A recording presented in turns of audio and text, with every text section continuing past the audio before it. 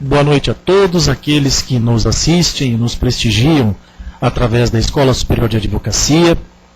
Nosso tema que será abordado hoje é a responsabilidade civil do advogado. Quero agradecer a participação das subseções da UAB de Mato Grosso do Sul, de Ponta Porã, Dourados, Naviraí, da acadêmicos de Direito da Unisul de Tubarão, Santa Catarina, além daqueles que nos prestigiam aqui com a presença no auditório da UAB. E o nosso tema hoje é relativo à responsabilidade civil do advogado. Pois bem, com relação à responsabilidade civil do advogado, nós temos que entender o seguinte: a questão do nosso ordenamento jurídico. O que diz o ordenamento jurídico? O ordenamento jurídico maior nosso, como é sabido, é a Constituição Federal. Logo, nós não podemos e não temos meios de inseri-lo com relação à responsabilidade civil sem transitar pela Constituição. Especificamente, lá no artigo 133 da Constituição Federal, que recepcionou os advogados e a advocacia como função social, como munus público. Ou seja, é através da inserção da advocacia, no artigo 133 da Constituição Federal, que nós vamos passar a tratar também da responsabilidade civil. E não há como se falar especificamente da responsabilidade civil sem essa rápida passagem pela Constituição Federal. Como eu já falei para vocês, nós temos aí a abordagem constitucional e, independente das esferas civil, administrativa e penal, nós vamos transitar também por essas outras esferas. Não especificamente a respeito só da responsabilidade civil. Porque o nosso estudo, embora seja só a parte civil, nós transitaremos pelo Estatuto da Advocacia. O Estatuto da Advocacia, e aí eu digo a vocês o seguinte, o Estatuto traz em si as responsabilidades do primeiro ao último artigo, da mesma forma que traz também o Código de Ética e o Regulamento Geral da OAB. Com relação ainda à Constituição, nós temos lá no artigo 5º, incisos 5 e 10, a questão do direito de resposta àqueles que forem ofendidos e que possam ser ressarcidos à medida e à altura do agravo que lhe for imputado, com direito à ampla defesa e contraditório. E com relação à inviolabilidade, à vida privada, à intimidade e assim o direito de imagem de todas as pessoas.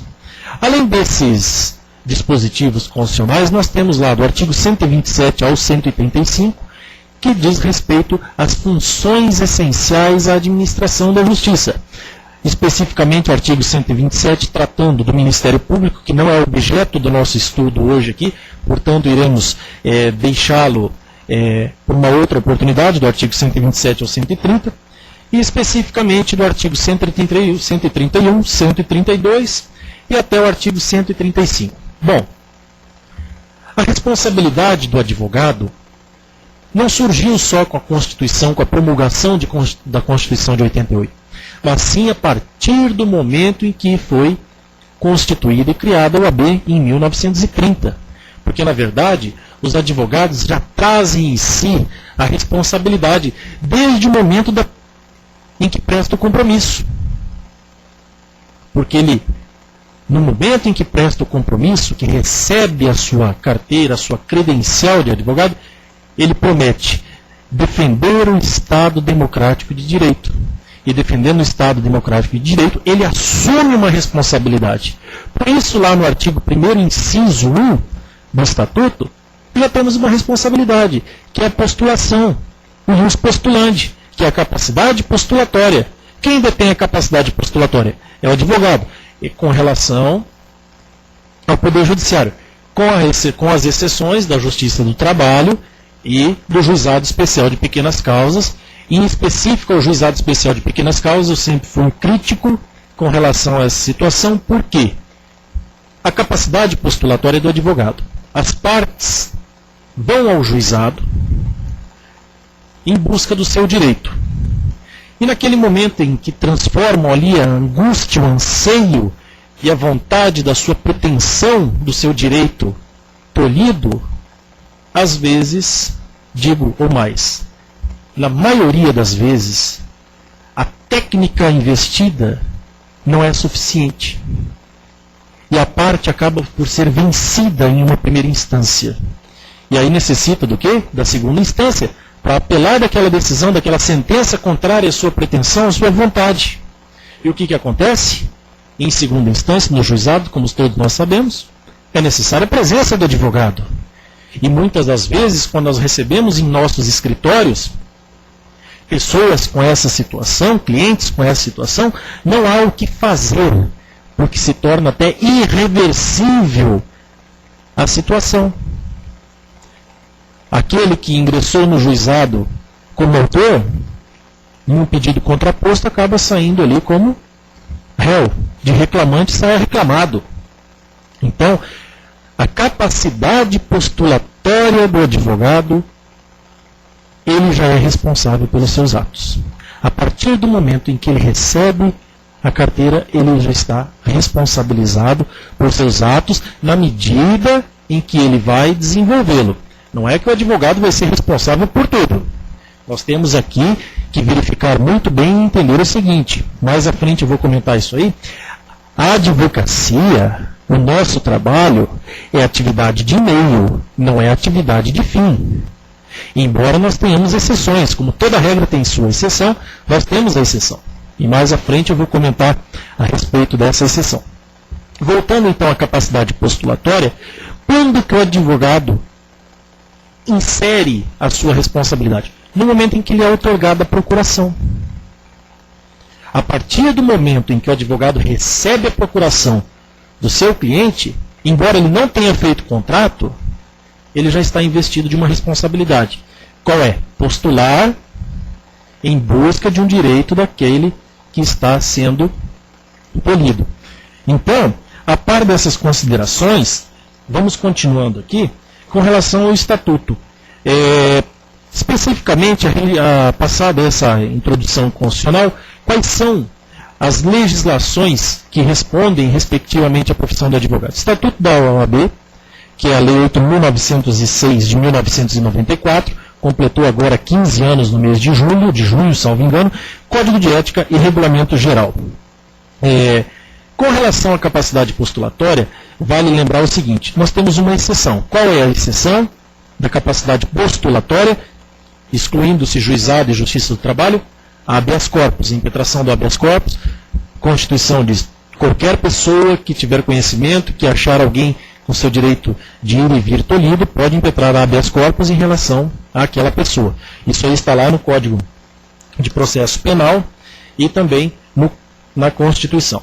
Bom, com relação à atividade postulatória, falamos aqui a respeito da postulação em qualquer órgão do Poder Judiciário, e aí nós temos também atividades de consultoria, assessoria e direção jurídica, que seria uma outra implicação relacionada à responsabilidade civil, porque a Constituição nos dá a condição de indispensável administração da justiça. Ora, sendo indispensável a administração da justiça, é lógico que nós temos aí uma implicação ética, que está lá no Código de Ética, que nós devemos ser condutores dos anseios daqueles que nos depositaram a confiança. E por falar em procuração, capacidade postulatória, nós temos aí uma exceção com relação à capacidade postulatória, que é poder advogar, poder postular em juízo sem procuração, pelo prazo de 15 dias, podendo ser prorrogado por mais 15, de acordo com despacho fundamentado do juiz, lembrando que o advogado é o primeiro juiz da causa, e a ele compete a responsabilidade, e a ele é outorgada a responsabilidade de envidar todos os esforços para que não venha a produzir uma peça que tenha seus requisitos de admissibilidade reduzido ou que seja carente de ação lá do processo civil. Por quê? Havendo aí um prejuízo ao cliente, certamente a inépcia profissional desse advogado lhe acarretará uma responsabilização. Ou seja, ele não envidou os esforços necessários dentro do seu conhecimento para que pudesse postular. Outra questão que deve ser dita é com relação ao conhecimento. Nós temos visto aí muitas petições com baixo índice de informação, com a dedução, não vou dizer até a técnica redacional, não estou criticando aqui a técnica redacional, mas algumas petições que nós não sabemos exatamente o que o advogado está pedindo. Nós não temos ali, eu já vi várias peças acompanhando aqui na relatoria do Tribunal de Ética, que sou relator do Tribunal de Ética, já vi várias peças em que não é uma inépcia profissional, mas é um despreparo. E esse despreparo advém do quê? Da falta de conhecimento técnico e até mesmo, às vezes, da falta da leitura do Estatuto. Da falta da leitura do Estatuto, da falta da leitura do Código de Ética. Porque as peculiaridades são simples, mas que tornam inviável a vontade do cliente, a postulação. E aí, é muito fácil para o cliente falar para o advogado o seguinte: olha, meu cliente, eu pedi, o magistrado é que não quis dar. Ou seja, ele está imputando a responsabilidade do resultado ao magistrado, o que na verdade não se pode fazer. Lembrando que nós temos atividade de meio e não atividade de fim. Se eu tenho atividade de meio, eu tenho que ter recursos suficientes para traduzir o anseio e a vontade.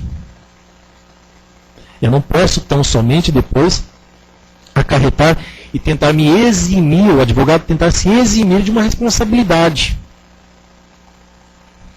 E a par disso aí, com relação à procuração, nós temos aí 15 dias, podendo prorrogar por mais 15 dias, em razão do que o magistrado decidir. E eu parto agora para a questão dos contratos. Especificamente, eu sempre digo, brinco com os meus alunos: percam o amigo, percam a sogra, mas não percam o contrato. Não advoguem para amigo e não advoguem para a família. Digo isso por experiência própria. Percam o amigo, mas não percam o contrato. Porque o contrato é a garantia que nós temos para que numa situação ocasional nós possamos nos defender de uma eventual demanda do cliente contra um advogado, ou para que nós possamos receber os nossos honorários advocatícios numa situação de execução. Então, tenham sempre à mão o contrato. O cliente entrou no escritório e conversou, já sai o contrato lá para que ele assine. O contrato é uma garantia. É uma garantia com relação ao exercício profissional. É lógico, é óbvio que nós temos aí alguns contratos com cláusulas leoninas, e é interessante frisar que, embora alguns doutrinadores e algumas correntes do direito entendam que o contrato de honorários do advogado é jungido pelo Código de Defesa do Consumidor, eu entendo que não se aplicam as diretrizes do Código de Defesa do Consumidor com relação ao contrato de honorários. Em razão de que nós temos uma atividade meio, volto a repetir, nós temos uma atividade meio e não uma atividade fim. Por quê? Eu não posso prever o resultado. E é uma questão de razoabilidade. Todas as vezes que me perguntam: mas e como é que você faz com o cliente? Se ele lhe pergunta qual é o resultado da ação, eu sempre digo: garanto 50%. Os outros 50% não depende do trabalho técnico do advogado. Porque nós temos aí exemplos de várias ações que são distribuídas em várias cíveis, várias de juizado, aonde as decisões são totalmente diferentes. Nós distribuímos aí 3 ações e cada magistrado tem um entendimento. O magistrado distribuiu a ação revisional de contrato. O magistrado vai dizer o seguinte: cite-se a requerida para no prazo de 15 dias contestar a presente ação. Primeira ação. Ao advogado do autor para emendar inicial no prazo de 10 dias sob pena de extinção do feito. Então, depende do entendimento. Certa feita aí, vi um colega distribuir duas ações idênticas, só se mudava o nome das partes. Uma ele extinguiu, um magistrado extinguiu a ação e a outra prosseguiu até o final. Por quê? Porque ele entendeu que não estavam presentes os requisitos. E a técnica jurídica era a mesma, a jurisprudência era a mesma, as informações eram as mesmas. Então, essa é uma das razões também com relação à responsabilidade. Vejam aí a atividade meio. Com relação ao Código de Defesa do Consumidor, nós não estamos produzindo nenhum objeto. Por exemplo, eu fabrico uma caneta. Então eu tenho aqui essa caneta que foi fabricada e eu tenho aqui uma atividade fim. Qual é a atividade fim? É a caneta, que ela funcione. Eu posso prever que ela vai ter um defeito de fabricação, que ela não vai funcionar normalmente, que alguma peça veio faltando, ou alguma peça durante a manipulação deu um defeito e ela não funciona. Mas na advocacia eu não posso. Portanto, não se aplica o Código de Defesa do Consumidor às relações dos contratos. Na advocacia, a quarta turma do STJ, salvo engano, já decidiu, e eu não me recordo agora do número do recurso, mas ela decidiu que não se aplicam os contratos de honorários, não se aplicam aos contratos da advocacia os ditames do Código de Defesa do Consumidor. Embora tenha um entendimento esparso de alguns outros tribunais, que se aplica o artigo 51, com relação às cláusulas leoninas e às cláusulas abusivas. Mas nós não somos fornecedores. É óbvio que eu falei para vocês a questão da exceção. Se nós formos contratados para elaborar um contrato ou elaborar um documento jurídico, aí sim, nós temos uma atividade fim. Porque qual é o fim? Elaborar um contrato dentro daqueles regulamentos da parte geral lá de contratos, com todas as cláusulas que regem o contrato. Agora, e se por acaso o advogado esquecer de colocar uma cláusula? A cláusula penal, o arbitramento da multa, por desconhecimento ou por inépcia, aí sim o advogado vai ser punido, porque gerou aí uma responsabilização não só contratual, mas extracontratual. Por que extracontratual? Porque atingiu o terceiro, a relação entre aquelas partes. Aí sim, essa corrente minoritária trata da aplicação do artigo 51 do Código de Defesa do Consumidor, com relação a responsabilizar o advogado. Bom, continuando aqui, é lógico que eu sempre pergunto, e aqui não vou ter resposta, dada a nossa circunstância, mas eu questiono o seguinte: quem já teve curiosidade de ler o Estatuto e o Código de Ética? Uma leitura simples, tranquila, acessível, afável, para que se possa ter conhecimento. Lá no artigo 1º do Código de Ética, ele diz o seguinte: o exercício da advocacia exige conduta compatível com os preceitos deste Código, Regulamento Geral, Estatuto e demais princípios da moral individual, social e profissional. E o que isso tem a ver com responsabilidade? Quem não tem moral tem responsabilidade? Quem transita pelos ditames aí da imoralidade tem responsabilidade? Eu digo que não. E vale lembrar também que o artigo 37 da Constituição, eu entendo que é aplicável também a conduta de responsabilização dos advogados. Por quê? Diz lá o artigo 37 da Constituição. A administração pública, direta, indireta e fundacional são regidas pelos princípios da legalidade, impessoalidade, moralidade, publicidade e eficiência. E aí eu pergunto, aplica-se o princípio da legalidade aos profissionais do direito no exercício da sua atividade, dentro da sua responsabilidade pela sua conduta? Sim. Nós temos um dispositivo lá no Estatuto, que diz no Código de Ética, que diz o seguinte: o advogado não pode advogar contra a disposição literal da lei, Então nós temos aí uma aplicação do princípio da legalidade, princípio da impessoalidade. Eu vou tratar uma causa ou uma situação diferente da outra? Não. Nós temos aí também um artigo, um dispositivo, que diz o seguinte, que o advogado não pode associar-se ao cliente para que entre em conflito em uma demanda contra terceiros. Então nós temos aí a questão da impessoalidade, é o envolvimento do advogado com o cliente.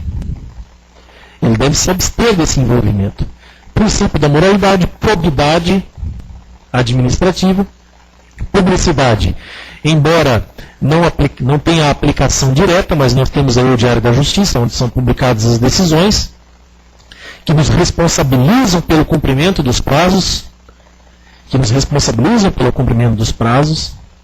Então nós temos aí também uma aplicação do princípio da publicidade e o da eficiência. O que é a eficiência? É a aptidão profissional para o exercício da advocacia. A par dessas informações, o artigo 2º, que nada mais é do que uma cópia literal ou integral do artigo 133, diz o seguinte: o advogado é indispensável à administração da justiça como defensor do Estado democrático de direito. É a defesa incondicional e combativa com relação à aplicação legítima e correta das leis. Defender a cidadania, a Constituição cidadã, primar pelo exercício profissional, moralidade pública, exercício de função pública. E aí nós temos também os deveres do advogado, que são o seguinte: manter uma conduta compatível com a honra, a nobreza e a dignidade da profissão, que também se remetem à responsabilidade. Porque aquele que não tem essa conduta, ele não pode falar em responsabilidade. O advogado que marca com seu cliente no escritório e o faz esperar por 2, 3, 4, 5, 6 horas, é um advogado irresponsável.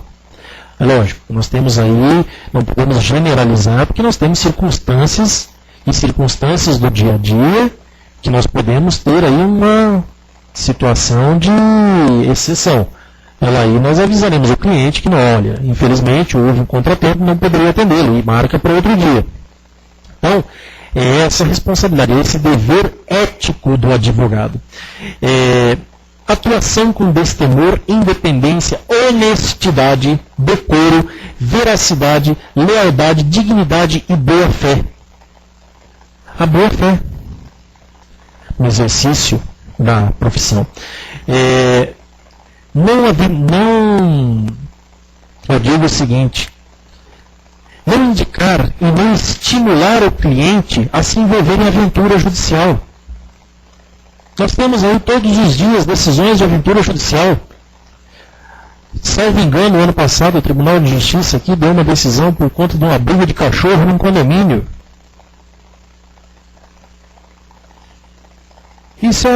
Eu vejo isso como uma banalidade. Pessoas se degladiando em esfera judicial por conta de cães que são desafetos em um condomínio. Isso aí não é... Eu não estou dizendo que o profissional que ingressou com essa ação é uma aventura judicial. Mas são circunstâncias que tratam aí e que abarrotam o judiciário. Outra situação é orientar os clientes a não ingressar nessa aventura e estimular a conciliação entre os litigantes. Não é só demandar. Nós vemos aí alguns advogados e colegas, cliente entra no escritório, não, vamos entrar com ação contra fulano de tal. Por que não tentar inibir o litígio e partir para uma composição amigável, para uma solução plausível? É a responsabilidade do advogado. Isso não sou eu que estou falando, isso está lá no texto do Código de Ética, está lá no texto do Estatuto. Por isso que eu disse para vocês no começo, embora o Estatuto trate apenas de um artigo, no 32, a respeito da responsabilidade do advogado, eu digo ao contrário. O Estatuto traz em todos os seus aspectos a responsabilização. O dever de responsabilidade. A responsabilidade não é só o fato de se punir a conduta contrária aos ditames legais. Pois bem, outra questão aqui, quando vamos tratar da questão de responsabilidade, e esse é um fato interessante, que é um exemplo que eu trago do Orkut, que hoje já está aí um pouco em desuso. Nós temos o Twitter, que é algo mais avançado que o Orkut, e eu sempre trago aqui nas falas a respeito da responsabilidade. Isso aqui demonstra até um pouco de inépcia profissional. Por quê? Eu sempre faço questão de ler para vocês. Esse advogado que utiliza do Orkut fere aí a questão da publicidade da advocacia, que ela tem que ser moderada, não pode se valer de outros meios, e ele diz o seguinte, vou ler aqui para quem nos assiste. Atualmente estou propondo ações na defesa de consumidores no que concerne a assinatura básica, cobrada todos os meses nas faturas telefônicas. E pasmem, já temos mais de 5.000 ações distribuídas em diversas comarcas do estado. 5.000 ações, isso aqui foi em março de 2008, quando eu encontrei, por acaso, essa propaganda no Orkut, tratando sobre este tema com pareceres favoráveis das turmas recursais mistas. Ora, turma recursal mista dá parecer? Pelo pouco que eu estudei, pelo pouco tempo de advocacia que eu tenho, eu entendo, e pelo menos quando eu vejo a publicação, é uma sentença, é uma decisão judicial, não é um parecer. Que parecer tem caráter meramente opinativo. Nós temos ali a publicação de um acórdão de uma turma recursal mista. E não parecer. Isso aqui nada mais é do que uma captação indevida de clientela, e que, por certo, depois que saiu a decisão do STJ, confirmando que a questão da assinatura básica, simplesmente, o que é isso aqui? Aventura judicial. Os clientes foram levados à aventura judicial. Esse advogado pode ser responsabilizado? Poderá ser responsabilizado. E aí eu digo para vocês o seguinte, não é só na esfera civil, não. É na esfera administrativa, porque aqui tem uma infração disciplinar com relação à publicidade. Na esfera civil e até mesmo na esfera penal. Se houver um locupletamento ilícito por parte desse cidadão que propôs essa propaganda. Interessante que essa propaganda não está mais nesse site, aí, nesse detalhe do Orkut, e que por dever de ofício não posso revelar também, né? Embora tenha pessoas aqui que estão, colegas que estão nos assistindo, fazendo sinal para que digam quem é, eu não posso falar. Então, continuando aqui, a questão das relações com os clientes, instruir, orientar e alentar os clientes para que visualizem e vislumbrem a possibilidade jurídica da sua pretensão. Não são todas as causas que a pretensão jurídica do cliente é plausível. E aí vem de novo a aventura jurídica. Quando consultado, o advogado tem por responsabilidade, por dever ético e por conduta, dizer ao seu cliente, olha, a sua pretensão não encontra amparo legal. Certa vez um colega me contou que foi procurado por uma pessoa para que ingressasse com um mandado de segurança e ele falou, olha, a sua pretensão, você não tem aqui os requisitos do mandado de segurança. Não há ofensa ao direito líquido e certo, não há perigo em mora, não há o fumus bonis e iuris.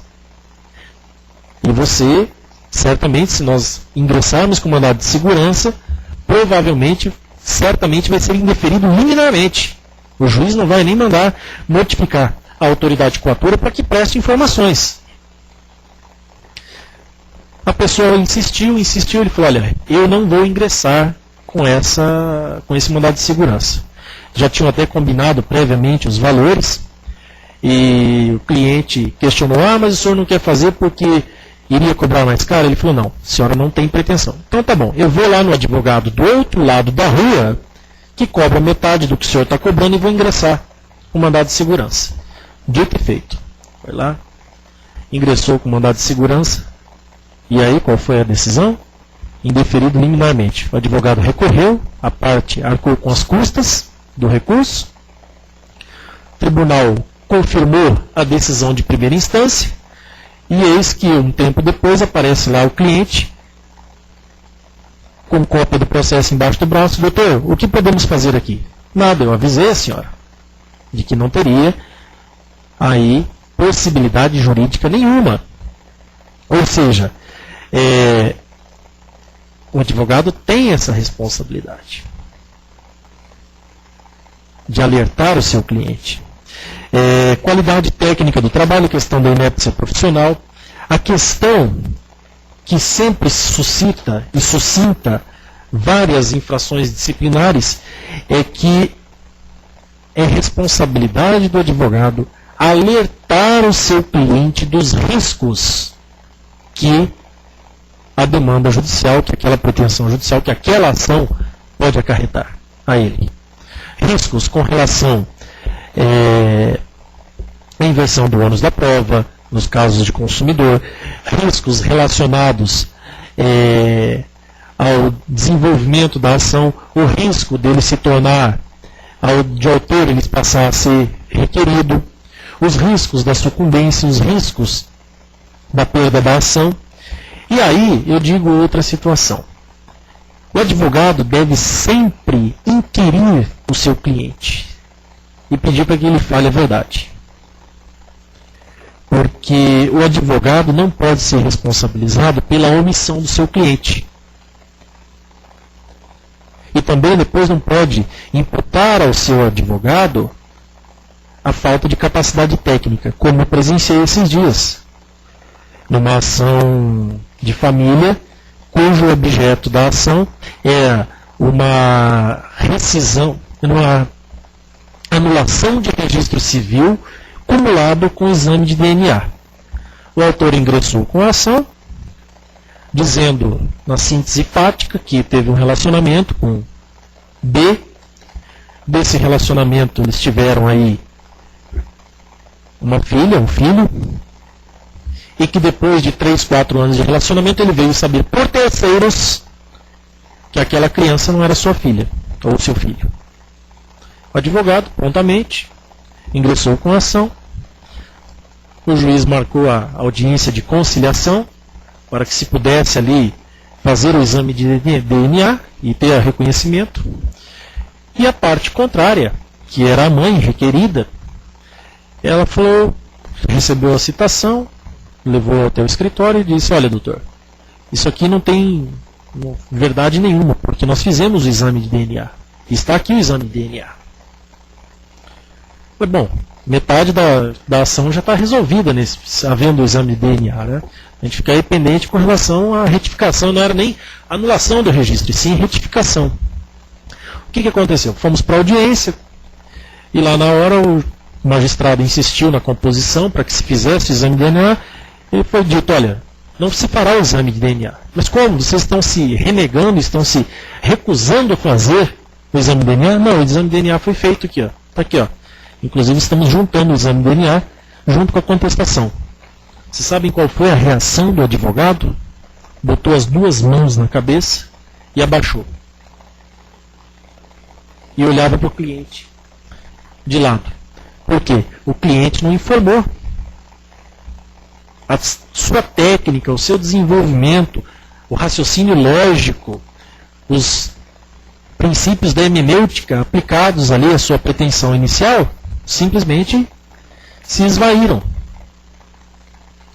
E aí eu pergunto, esse profissional agiu errado? Não.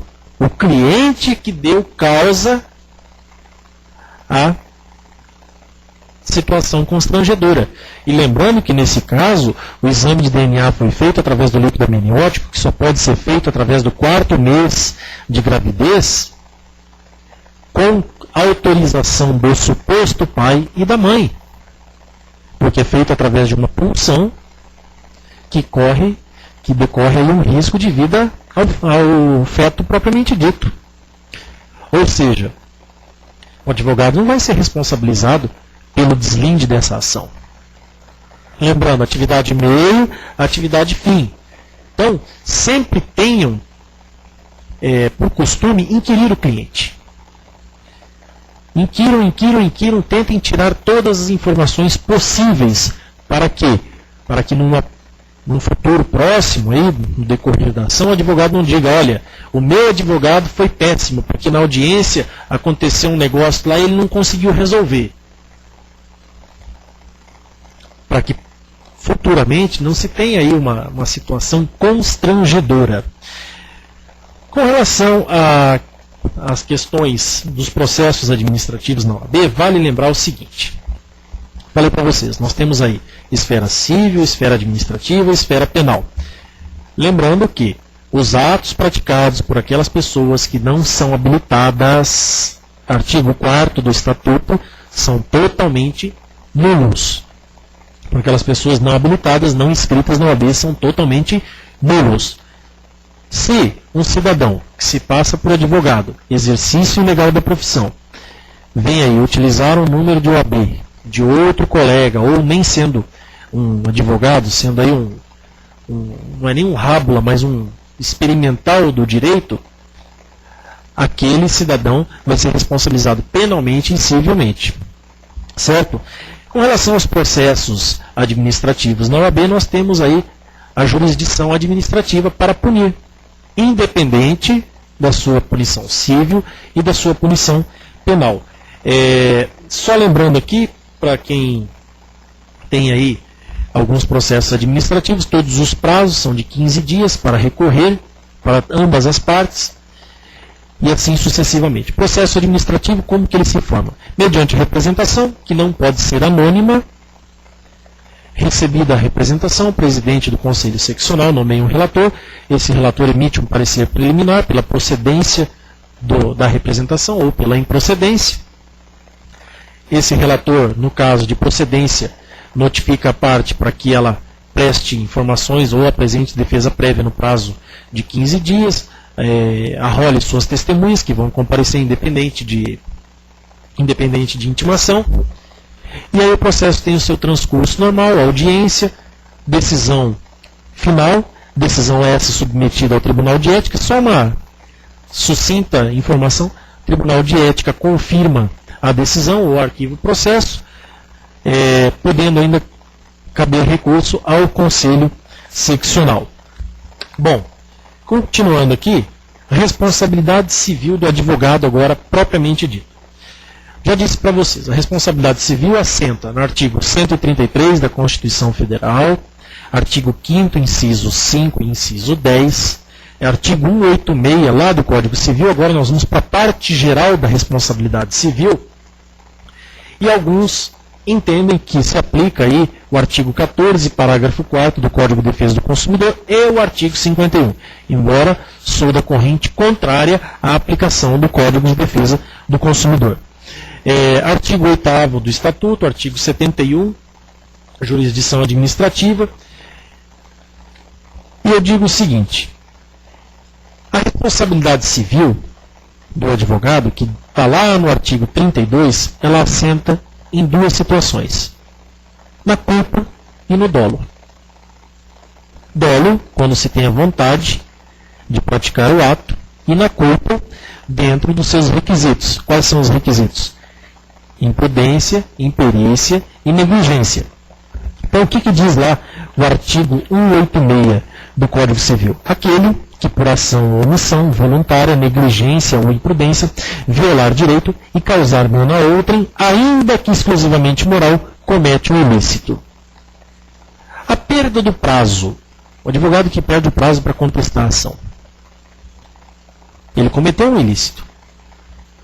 Ele deixou de praticar um ato que poderia contraditar as informações apresentadas em uma inicial.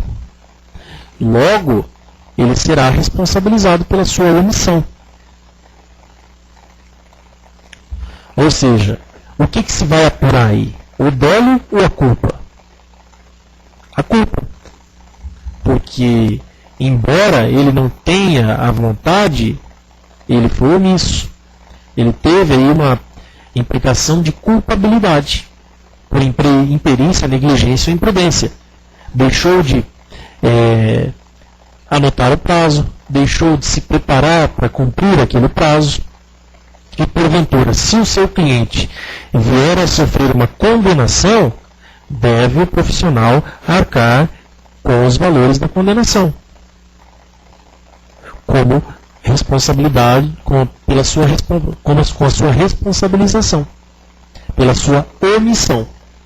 Então, esses requisitos têm assento aí no artigo 186 e fora também aqueles outros artigos do Código Civil. Fontes de obrigações do Código Civil são vontade humana, vontade do Estado, responsabilização, artigo 186, 187, 188, 189, e assim sucessivamente. Responsabilidade contratual, lá do artigo 389 do Código Civil, que diz o seguinte, vamos fazer a leitura aqui: não cumprida a obrigação, responde o devedor por perdas e danos, mais juros, atualização monetária, segundo índices oficiais regularmente estabelecidos, e honorários advocatícios. Ou seja, o advogado será responsável pela sua omissão. Quais são os institutos e as garantias da responsabilidade civil? Garantir o direito do lesado a uma reparação, é uma sanção civil de natureza compensatória mediante a reparação do dano causado e que se aplica ao advogado, em regra geral. Embora só o artigo 32 do Estatuto traga especificamente a responsabilidade, que diz que aquele que causar dano por dolo ou culpa será responsabilizado, nós temos aí uma implicação, ou seja, culpa de quem presta o serviço, culpa do advogado que desempenhou ou deixou de desempenhar a sua atividade, o dano a quem o serviço foi prestado ou a quem deixou de ser prestado, e o nexo de causalidade. No caso da perda de um prazo para contestar uma ação, está materializado o nexo de causalidade.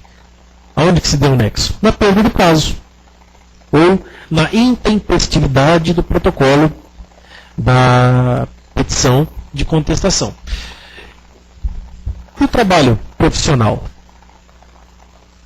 se dá através da inépcia profissional. Se o trabalho e a técnica jurídica desempenhada e desenvolvida naquele momento for insuficiente, e é o que eu falei no começo aqui para vocês, algumas peças nós não entendemos qual é a pretensão de quem redigiu.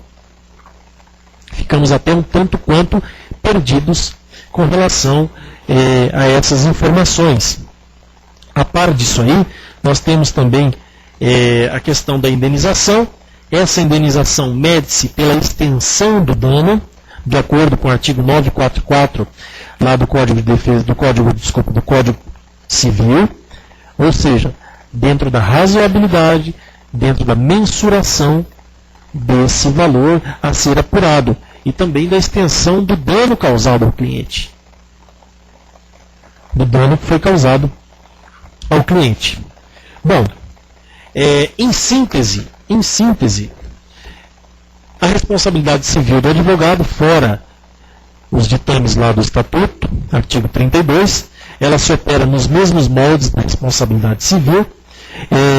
Tem que haver prova do dano para ser responsabilizado, binômio responsabilizar e indenizar. Tem um caráter acessório, que é o punitivo, da sanção e reparação, delimitação e limite da extensão do dano, e se esse dano ele é emergente, é um dano moral, ou se é um dano resultante aí de lucro cessante. Ou seja, é uma obrigação jurídica. Falei do artigo 32 aqui para vocês, vale a leitura dele. O advogado é responsável pelos atos que, no exercício profissional, praticar com dolo e culpa. Inépcia profissional. Inclusive, o Estatuto prevê aí a suspensão do advogado, do profissional, até que ele comprove a aptidão profissional. Isso aí está lá no artigo 34 do Estatuto, dentro das sanções disciplinares, que resultam aí na suspensão, nas seguintes possibilidades: censura, suspensão, exclusão e multa que se aplica cumulativa a essa situação. Bom, e por fim aqui, já me surgindo aqui nosso tempo, eu tenho a dizer o seguinte: a responsabilidade civil do advogado se opera dentro da legislação da Constituição Federal, artigo 133, artigo 5º, inciso 5, inciso 10, em vários dispositivos do Estatuto, embora o Estatuto traga só o artigo 32, artigo 8º do Código de Ética, artigo 186 do Código Civil e os demais artigos relacionados à responsabilidade civil, e que ele tem que ser responsabilizado sim.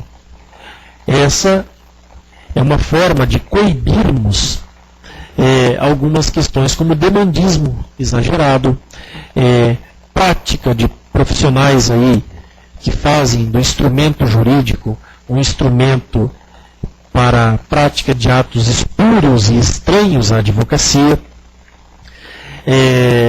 através de agenciadores de causas, violação de sigilo profissional, prejuízo por culpa grave ao interesse confiado. Às vezes, uma simples orientação equivocada a um cliente pode lhe causar transtornos. E transtornos que vão incidir diretamente ao patrimônio desse cliente.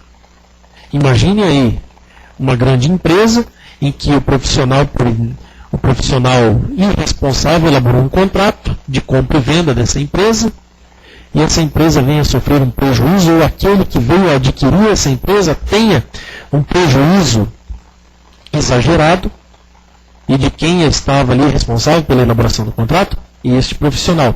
Então, ele será responsabilizado sim pelas práticas que assim cometer, independente das esferas civil, administrativa e penal. E mais uma situação aqui, e até para conhecimento geral, o advogado deve arcar com os custos da sua irresponsabilidade? Deve arcar sim. Mas nós temos aí um instituto chamado Seguro de Responsabilidade Civil, que é adotado pelos grandes escritórios. Nada mais é do que um seguro para que possa aí cobrir eventuais despesas com relação à indenização aos clientes, com relação a pagamentos de honorário de sucumbência, custas processuais e até mesmo a indenização ao cliente. Nós temos aí pouca difusão desse seguro, chama-se Seguro de Responsabilidade Civil, e que se opera nos mesmos moldes, aí, até fazer uma comparação com o seguro de carro. Você paga o seguro do carro, e se porventura vier a acontecer um sinistro, você está amparado aí por um ressarcimento. E algumas pessoas falam, mas eu não vou pagar seguro, porque seguro é um dinheiro que não se tem retorno, é um investimento que não se vê o resultado. Se vê o resultado. Todas aquelas pessoas que tinham esse intuito e agiam dessa forma com relação ao seguro, a partir do momento em que tiveram a necessidade, a obrigatoriedade de utilizar, passaram a acreditar nesse instituto. Então eu recomendo àqueles que não têm, que têm um escritório em franca expansão, que está aí em franco desenvolvimento, com muitas cláusulas de valor relevante e causas que extrapolam valores de mais aí de 500 mil, R$1 milhão, que procurem uma instituição financeira e que façam um seguro de responsabilidade civil para evitar prejuízos futuros e que até mesmo o escritório possa fechar as portas em razão de ter que dispor dos seus bens pessoais, não só do escritório, mas bens pessoais, para que faça o ressarcimento e o pagamento desses valores. Bom, vou encerrando por aqui, dizendo o seguinte: responsabilidade o advogado tem desde o momento em que presta o compromisso, e ele deve responder por todas aquelas implicações que causou ou vier a causar a seus clientes, dentro da sua inépcia profissional, dentro da sua imaturidade jurídica. É óbvio que nós temos aí aqueles que estão iniciando a carreira jurídica, mas vejo que muitos estão preparados. Poucos são aqueles que não estão preparados para o ingresso na carreira, para o início da sua carreira jurídica. Então, prerrogativas, a responsabilidade do advogado nada mais é do que uma prerrogativa, e prerrogativa não é privilégio. O advogado deve se fazer respeitar para ser respeitado. Ele deve respeitar o funcionário do fórum, o magistrado, dentro daquele princípio que não há hierarquia entre magistrado, membros do Ministério Público, para que ele seja digno de respeito e que para amanhã depois ele possa estar aí no exercício tranquilo do seu labor diário. Quero agora agradecer a todos aqueles que nos ouviram nessa noite e que tiveram aí a paciência de que eu pudesse transmitir um pouco da questão da responsabilidade civil do advogado, e agradecer essa oportunidade da Escola Superior de Advocacia, da UAB de Mato Grosso do Sul, para que pudesse participar. É isso aí, muito obrigado, boa noite a todos aqueles que nos acompanharam.